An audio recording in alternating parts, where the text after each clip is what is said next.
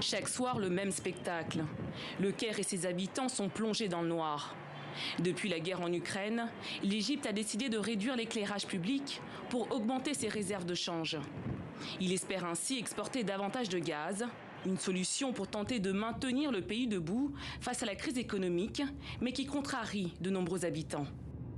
Les coupures d'électricité sont fréquentes. Ça s'en va et ça revient. Ça endommage aussi les appareils, les téléviseurs et les réfrigérateurs.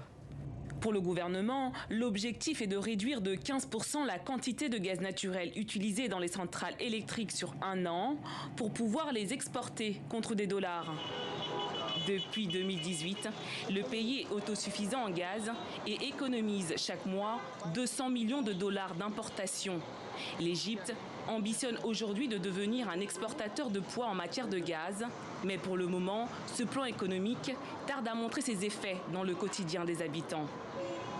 Nous payons l'électricité beaucoup plus cher qu'avant. C'est maintenant géré par des cartes prépayées, mais ce n'est pas différent de l'ancien système. Les prix sont les mêmes. Ma facture peut doubler alors que ma consommation est assez faible.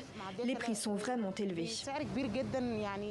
En attendant l'argent du gaz, le gouvernement a déjà débloqué 300 millions de dollars pour aider les 9 millions de familles les plus pauvres pendant 6 mois.